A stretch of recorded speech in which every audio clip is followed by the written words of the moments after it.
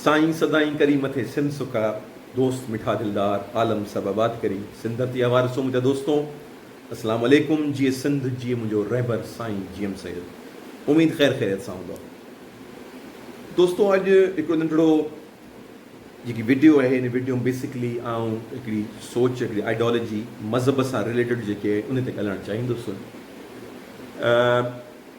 पहिरीं आउं तव्हां सभिनि खे ॻाल्हियूं क्लियर करण खां पहिरीं सम्झाईंदो हलां त हिन ॻाल्हि खे सम्झण लाइ आउं दुनिया में जेके मज़हब आहिनि उन्हनि खे ॿिनि हिसनि में कैटेगराइज़ कंदो आहियां। हिकिड़ो जंहिंखे असीं आसमानी मज़हब चऊं था, जंहिंजे अंदरि यहूदियत, ईसाईयत ऐं इस्लाम थो अचे, ऐं ॿियो जंहिं मंदरु असीं ज़मीनी मज़हब चऊं था, जंहिंजे अंदरि ॿिया जेके बि मज़हब आहिनि उहे शुमारु थियनि था। हाणे इहा हिकिड़ो पॉइंट करे ऐं अॻिते वधां थो, पोइ वरी हिन ॻाल्हि ते अचां थो। असां वटि थींदो इहो आहे त असीं पंहिंजे अक़ीदे, पंहिंजे बिलीफ खे यकीन रखूं था, पर असीं जंहिं महिल ॿिए कंहिंजे अक़ीदे, ॿिए कंहिंजे बिलीफ सां वाबस्तगी सम्झण जी कोशिशि कंदा आहियूं त असीं हिन ॿिए अक़ीदे खे सम्झण लाइ पंहिंजी आइडियोलॉजी जे मातहत उनखे सम्झण जी कोशिशि कंदा आहियूं। सम्झो पिया? जीअं मिसाल तौरु हीउ हथु आहे, आउं तव्हांखे चवां त हथु हितां सफ़ा अछो आहे ऐं तव्हां चओ त हथु हितां ब्राउन आहे, त आउं हीअ शइ ॾिसां कोन पियो, आउं हीअ पियो ॾिसां, आउं पंहिंजे नुक़्ते नज़र सां ॿुधायां पियो। पर मूंखे अगरि सम्झणो आहे त तव्हां हिनखे ब्राउन नासी छो पिया चओ, त आउं हुन पासे जी सम्झां। मिसाल जे तौरु ते ॿुधायांव, जीअं आउं असां वटि हिकिड़ी मुस्लिम समाज लाइ ॾाढी कॉमन ॻाल्हि आहे। असीं चवंदा आहियूं त असांजो यकीन इहो आहे त क़ुर शरीफ़ अलाह साईं जो कलाम आहे। ठीकु आहे, बेशक असांजो ॿियनि किताबनि जे मुतलिक़ इहो आहे त इहे बि अलाह जा कलाम रहिया आहिनि, पर इन्हनि मंदरु चेंज अची वई आहे ऐं मटाव अची वियो आहे, माण्हुनि जी हिन मंदरु चेंज अची वई आहे। इहो असांजो कॉन्सेप्ट आहे। उनजी वजह आहे जंहिं महिल असीं क़ुर शरीफ़ वग़ैरह पढ़ूं था त उन में जेकी लैंग्वेज आहे उहा लॻे पियो, ॿुधण सां सम्झण सां लॻे पियो त को ख़ालिक़ राज़िक़ जेको आहे उहो असां सां ॻाल्हाए रहियो आहे। जंहिं तव्हां अगरि ईसाई जी मिसाल ॾियां थो, ईसाईअ जो तव्हां अगरि इंजील पढ़ंदव त उन मंदरु तव्हांखे न लॻंदो त ख़ुदा कलाम पियो करे, उन में तव्हांखे मण जा किसा मिलंदा। हाणे ॻाल्हि आहे त तव्हां अगरि कंहिं ईसाई खां पुछंदो त बाबा हीअ तूं ॿुधाए छा आहे, त हू तव्हांखे ॿुधाईंदो त बाबा असांजो त इहो क्लेम आहे ई न त जेकी इंजील आहे उहा अलाह जो डायरेक्ट कलाम आहे। हू चए थो असीं त इहो क्लेम कयूं ई कोन पिया। हू चए थो असांजो क्लेम इहो आहे जेकी इंजील आहे, जेकी इंजील जा ॿ हिसा आहिनि, हिकिड़ो ओल्ड टेस्टमेंट, न्यू टेस्टमेंट, ॿिनि हिसनि में। त ओल्ड टेस्टमेंट माना जेके ईसाईयत खां पहिरीं मज़ाहिब आहे उन्हनि जो किताब खे, ऐं वरी नए जेको नओं सहीफ़ो आहे जंहिंखे चयो वेंदो आहे, उन मंदरु आहे। त हू चवनि था त इंजील जेकी आहे उहा लिखी हज़रत ईसा खां पोइ वई आहे। हुन जा शागिर्द, हुन जा फॉलोवर्स उन्हनि लिखी आहे। उन मंदरु बिल्कुलु ॻाल्हियूं आहिनि हज़रत ईसा जूं रिलेटेड ॻाल्हियूं आहिनि, पर हू चवनि था त बाबा तव्हां जंहिं महिल मुस्लमान क्लेम कयो था त क़ुर शरीफ़ अलाह जो किताब आहे, त ठीकु आहे तव्हां क्लेम कयो, पर हू चवंदा असीं चऊं था त हीउ डायरेक्ट अलाह जो लफ़्ज़ न आहे, हीउ ख़ुदा जो डायरेक्ट लफ़्ज़ न आहे, हीउ हज़रत ईसा खां पोइ जेके माण्हू आया उन्हनि हिनखे ठाहियो आहे। हाणे न असीं पंहिंजे कॉन्सेप्ट में असीं हिन ॿिए मज़हब खे सम्झण लाइ पंहिंजी थ्योरी पाणूं त बाबा जीअं क़ुर शरीफ़ हुअणु खपे तीअं ई इंजील हुअणु खपे। हू चवनि था बाबा असांजो क्लेम ई न आहे। ठीकु आहे, हाणे मिसाल ॾियां तव्हांखे, आऊं जंहिं ज़माने में इंजील लिखी वई उन ज़माने माण्हुनि जी थ्योरी इहा हुई। हाणे इंजील लिखण वारा या इंजील खे डिफेंड करण वारा इहो चवनि था त तव्हां चओ था त इंजील में चेंजिस आहियूं। हू चवनि था त बाबा जंहिं ज़माने में इंजील लिखी वई उन ज़माने जे अंदरि अगरि किताब में इहो लिखियो वञे हा त हज़रत ईसा रहमदिल आहे, त कंहिंखे सम्झ में न अचे हा त रहमदिल छा आहे, कंहिंखे सम्झ में न अचे हा रहमदिल छा आहे। इन करे इन ॻाल्हि खे सम्झाइण लाइ असां हिकिड़ी स्टोरी ठाही, हिकिड़ी कहाणी ठाही त भई यसू मसीह हज़रत ईसा वियो पिए, रस्ते में हिकिड़ी औरत मिली, उनजा कपिड़ा फाटा पिया, यसू मसीह पंहिंजी चादर लाहे उनखे पाराई। हाणे हू चवनि था त इन वाक़िए में सचाई केतिरी आहे, बहस में न वञो।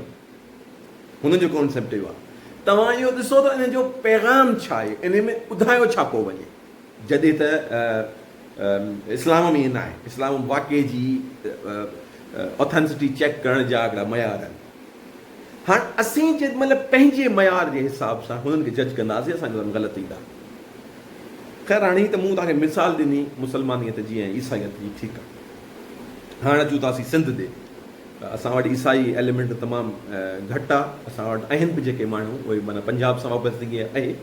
असांखे सम्झणु खपे त असीं ॿिए खे जज करणु वक़्तु पंहिंजी आइडियोलॉजी या पंहिंजी बेसिस जी बुनियाद ते पंहिंजी सोच जी बुनियाद ते न जज कयूं उन्हनि खे, हुननि जो कॉन्सेप्ट छा आहे ॿुधूं ऐं पोइ उनखे करणु खपे।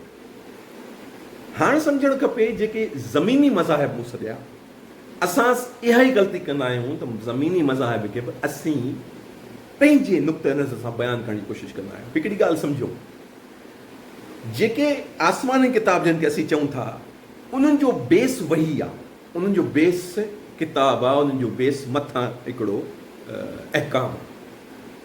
जॾहिं जेके ज़मीनी मज़ाहिब आहिनि उन्हनि जो बेस मज़हबी बेस ते हू कुझु बि क्लेम कंदा हुजे, पर हुननि जो बेस कल्चर आहे। बेसिकली कल्चर जी बुनियाद ते मज़हब ग्रो कयो आहे, कल्चर जी मज़हब ते बुनियाद घटि आहे। उन में इलाही अहिड़ियूं शयूं आहिनि जेके कल्चरल आहिनि, जेके मज़हब जो हिसो थी वियूं आहिनि। इलाही अहिड़ियूं शयूं आहिनि जेके कल्चर जो हिसो न आहिनि, मज़हब जो हिसो आहिनि। या इस्लाम जी मिसाल ॾियां, मूं हिकिड़ो मज़हबी किताब पढ़ियो हो त इस्लाम खां पहिरीं बि उते जा जेके मुशरिकीन मक्का हूंदा उहो सूअर जो गोश्त कोन खाईंदा हुआ, त इस्लाम इन शइ खे एडॉप्ट कयो, छो त हिकिड़ी सुठी शइ हुई एडॉप्ट कई, माना हुननि वटि कल्चरली तौर ते कोन खायो वेंदो, त इस्लाम उन शइ खे एक्सेप्ट कयो। इस्लाम अचण खां पहिरीं बि उते हज कयो वेंदो, पर हुन में कुझु ग़लतियूं हुयूं, त इस्लाम उहो बि एक्सेप्ट कयो, पर उन मंदरु पंहिंजी बहितरी आंदई उन मंदरु। हाणे हींअर ई सॼी शइ ॿुधाइण जो मक़सदु इहो आहे त जेके ज़मीनी मज़ाहिब आहिनि उन्हनि जी बुनियाद कल्चर हूंदो आहे। हू कल्चर ऐं मज़हब हुननि जो अलॻि न आहे हूंदो। इहा ई कंफ्यूजन आहे समाज जे अंदरि, जंहिंमहिल मज़हब ऐं कल्चर हूअं बेसिकली अलॻि शयूं आहिनि, पर जेॾीमहिल को माण्हू मज़हब ऐं कल्चर में मिक्स करे थो त पोइ कंफ्यूजन पैदा थिए थी। इहो ई थिए थो असां वटि त जेॾीमहिल असीं मुस्लमान तबिके जे अंदरि जेॾीमहिल असीं मज़हब ऐं सकाफ़त खे मिक्स कयूं था, कंफ्यूज़ कयूं था, त प्रॉब्लम्स क्रिएट थियनि था। पर अगरि को हिंदू मज़हब सां वापसि रखे थो, ॿुध मज़हब ताल रखे थो, उहो अगरि मज़हब ऐं कल्चर खे पाण मिक्स न कंदो त हुन लाइ मुंझारो थींदो, छो त हुनजो मज़हब ऐं कल्चर पाण मिक्स आहे। असां वटि मज़हब ऐं कल्चर मिक्स न आहे, हुननि वटि मज़हब ऐं कल्चर मिक्स आहे। हाणे जी मिसाल ॾियां, हींअर होली जो त्योहारु हले पियो। हिंदू मज़हब जो क्लेम आहे त होली हिकिड़ो मज़हबी त्योहारु आहे, जॾहिं त अगरि थोरी रिसर्च करते त होली जो वधीक कल्चरल एलिमेंट आहे।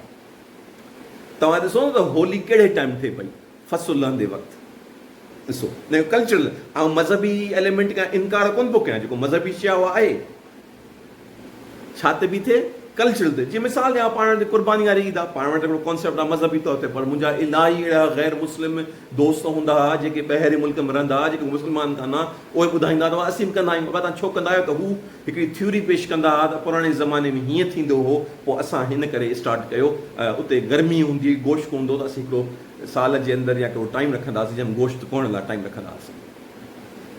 हाणे जीअं होली आहे, होली अगरि ॾिठी वञे त होली जो जेको कॉन्सेप्ट आहे उहो तव्हां ॾिसो त कहिड़े वक़्तु थिए पियो। होली थी वई, बसंत थी वियो, इलाही अहिड़ा त्योहार आहिनि सिंध पंजाब जा जेके थियनि था। इन्हनि ते थोरी रिसर्च कंदो वञे, जो तालुक़ु या मौसम सां हूंदो या फसल सां हूंदो।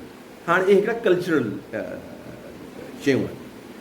हाणे जीअं मूं चयो त ज़मीनी मज़ाहिब कल्चर जे आस पास शयूं एडॉप्ट कंदा आहिनि, शयूं छॾींदा पिया आहिनि। हाणे अगरि होली खे को तबिको एडॉप्ट करे थो, सुठी ॻाल्हि आहे। को एडॉप्ट करे थो, जीअं हिंदू मज़हब हुनखे एज़ अ मज़हबी त्योहार कयो आहे, ठीकु आहे। पर अगरि इहो चवणु त होली रुगो हिंदू मज़हब जो त्योहार आहे, इहो ग़लति आहे। होली हिकिड़ो कल्चरल त्योहार आहे, कल्चरल त्योहार मज़हब सां ज़रूरी न आहे वास्तो। जीअं क्रिसमस, सॼी दुनिया जे अंदरि क्रिसमस मल्हाई वेंदी आहे हज़रत ईसा जी पैदाइश जो ॾींहुं।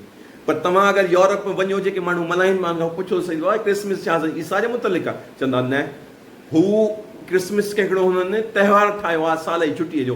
तव्हां ॾिठो हूंदो क्रिसमस जे अंदरि हिकिड़ो पोड़ो भाई सेंटा क्लॉस ॾेखारींदा आहिनि, वॾी अछी दाढ़ी ऐं वॾा वार। इन जो ईसाईयत सां त को वास्तो ई कोन्हे। इहो हिननि पैदा कयो आहे कल्चरल एलिमेंट विझण जे लाइ। ऐं तव्हांखे थोरी हिस्ट्री ॿुधायां, छो त मुंहिंजो सब्जेक्ट रहियो आहे मार्केटिंग, मुंहिंजो सब्जेक्ट रहियो आहे, त इन जो बैकग्राउंड में कोको कोला कंपनी आहे। कोको कोला कंपनीअ इहा कॉन्सेप्ट आंदो, ॻाढ़ो रंग आंदो, क्रिसमस सां मिलाई वग़ैरह वग़ैरह, ऐं पोइ ही सफ़ा इन थी वञे। त इलाही अहिड़ियूं शयूं आहिनि, जीअं क्रिसमस तव्हां कंहिं ईसाई सां ॻाल्हाईंदो, तव्हांखे ॿुधाईंदो त हज़रत ईसा जी पैदाइश दिसंबर जी आहे ई कान, उहा सेप्टेंबर अक्टूबर जी मिले थी। पर हू चए थो छो त हिननि मुल्कनि में वेस्टर्न कंट्रीज़ जे अंदरि हूअं ई छुटियुनि जो त्योहार हूंदो दिसंबर में, इन करे असां हुन मज़हबी ऐं कल्चरल शइ खे पाण मिलायूं। त मुंहिंजो हिन सॼी कचहरी जो जेको मक़सदु हो उहो इहो हो, जॾहिं बि असीं कंहिं थ्योरी खे सम्झूं था कंहिं मज़हब खे सम्झण जी कोशिशि कयूं था त महिरबानी करे उनखे असीं पंहिंजे तक़ाज़नि सां न ॾिसूं, उनखे असीं ॿियनि जे तक़ाज़नि सां ॾिसूं। जीअं मूं मिसाल ॾिनी, हाणे ताईं मिसाल ॾियां, हिकिड़ो त्योहारु थींदो आहे हिंदुस्तान जे अंदरि, पंहिंजो करवा चौथ चयो वेंदो आहे, जंहिं महिल औरतूं पंहिंजनि मुड़ुसनि जे लाइ, सिंध में थींदो आहे, मुड़ुसनि जी वॾी ज़िंदगीअ जे लाइ रोज़ो रखंदियूं आहिनि, उपवास रखंदियूं आहिनि।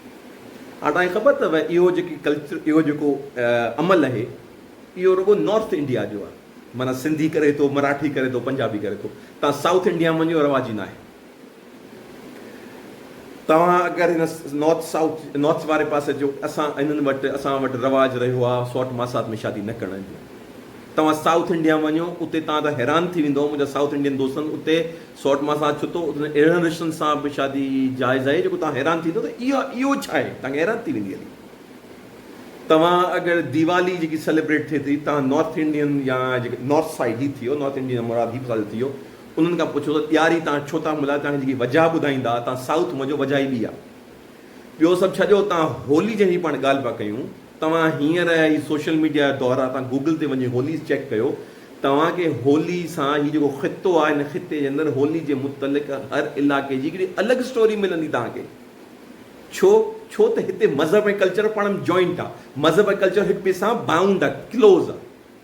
जॾहिं त आसमानी मज़ाहिब जे अंदरि मज़हब ऐं कल्चर अलॻि शयूं आहिनि जो पाण में जॉइन न आहे। माना हिकिड़ो ग़ैर अरब मुसलमान थी सघे थो, हिकिड़ो ग़ैर यहूदी जेको आहे, जेको इब्रानी ॻाल्हाइण वारो थी सघे थो, हिकिड़ो ग़ैर लातीनी ईसाई थी सघे थो। जॾहिं त असां वटि जेको तबिको आहे, तव्हां कॾहिं ॾिठो आहे त को अंग्रेज़ ॿिए कंहिं मज़हब जो हुजे, ईसाईअ या यहूदियत खां अलावा मिलंदा, पर उहे कल्चरल शयूं तव्हांखे मिलंदियूं। इन करे हीअ जेकी नंढड़ी शइ मूं तव्हांखे सम्झाइण जी कोशिशि कई, सम्झ में आई हुजे वधि मां शेयर कयो। होलीअ जूं वधायूं सभिनि खे ॾिनियूं, ऐं वरी सभिनि खे होलीअ जी वधायूं ॾियां थो। ऐं मूं जीअं ॿुधायो त कल्चरल ऐं सकाफ़ती शयूं ऐं मज़हबी शयूं, इन्हनि खे पाण मिक्स करण बि कंहिंजी मजबूरी थी सघे थी, मिक्स न करण बि ज़रूरी थी सघे थो। असां लाइ न आहे ज़रूरी, असीं अरब न आहियूं, असीं हिन धरती जा सिंधी आहियूं, असीं कल्चरल आहियूं। हिकु मिसाल ॾियांव, मुंहिंजो हिकिड़ो दोस्त हूंदो हो, यूनानी हो, ईसाई हो। पोइ जंहिं महिल ॻाल्हाईंदो हो त यूनानी ख़ुदानि जी ॻाल्हि कंदो, त मूंखे चयां यूनानी ख़ुदा, तूं त ईसाई आहीं, तुंहिंजो यकीन त हज़रत ईसा यसू मसीह मां, पोइ तूं हीअ यूनानी ख़ुदा जी ॻाल्हि कहिड़ी थो करे? चई आउं यूनानी ख़ुदा जी ॻाल्हि थो कयां, छो त आउं यूनानी आहे, मुंहिंजो कल्चर यूनानी आहे, यानी की यूनानी ख़ुदा माना यूनानी बादशाह। हाणे ख़ुदा जी माना बि अलॻि अथव। जीअं असां वटि अलाह जी माना अलॻि आहे, असीं सम्झंदा आहियूं त अलाह जी माना अलॻि आहे, असां वरी हिंदुनि में भॻवानु आहे, परमात्मा आहे। यानी असीं अगरि अलाह खे ऐं भॻवान जे लफ़्ज़ जी माना असांखे सम्झंदासीं त ईअं कोन्ह थींदो। अलाह जी माना असां वटि अलॻि आहे, अलाह जी माना कंहिं ईसाई वटि अलॻि आहे, ईसाई अरबनि वटि अलाह जी माना अलॻि आहे, मुस्लमान वटि अलाह जी माना अलॻि आहे, यहूदियुनि में अलाह जी माना अलॻि आहे। माना जी ॻाल्हि बि थिए। तीअं ई तव्हां हिंदू मत में वेंदव या ॿुध मत में वेंदव त उते भॻवान जी माना कुझु ॿी आहे, परमात्मा जी माना कुझु ॿी आहे, हर शइ जी माना अलॻि आहे। इन करे आउं दोस्तनि खे रिक्वेस्ट कंदुसि, जॾहिं बि कंहिं मज़हब खे सम्झण जी कोशिशि कयो त हुननि जे पॉइंट ऑफ व्यू जे हिसाब सां उन मज़हब खे सम्झण जी कोशिशि कयो। पंहिंजी स्लेट ते लिखियलु का शइ खणी वेंदो, तव्हांखे सम्झ में न ईंदो, तव्हांखे उहा शइ ग़लति लॻंदी। अगरि मज़हब में इंट्रस्ट आहे त मज़हब में इंट्रस्ट बिल्कुलु, आउं मज़हब 12 साल जी उमिरि खां मुंहिंजो मज़हब में इंट्रस्ट आहे। मूंखे कंहिं माण्हू मुल्लू चवंदा आहिनि, कंहिं माण्हू चवंदा आहिनि मज़हब दुश्मन आई, हीअं ई हूअं ई मूंखे परवाह न आहे, आई रियली डोंट केयर, छो त मुंहिंजो रिश्तो हुन ख़ुदा सां आहे, मुंहिंजो रिश्तो को इंसाननि जे सर्टिफिकेट सां न आहे। त इहा ई आहे नंढड़ी तव्हां सभ सां कचहरी कयमि 13-14 मिंटनि जी, उमेदु सम्झ में आई हूंदी। अगरि का अकुल वारी हुजे त महिरबानी करे शेयर कजो। अगरि तव्हांखे लॻो वक़्तु ज़्यान कयो अथमि त माज़रत, वधि मां वधि शेयर कयो। आख़िर में साॻी दुआ जेकी कंदो आहियां, साईं सदाईं करी मथे सिंध सुकार, दोस्त मिठा दिलदार, आलम आबाद करी, आलम सभु आबाद करी, जिए सिंध, जिए मुंहिंजो रहबर साईं, जी एम सैयद।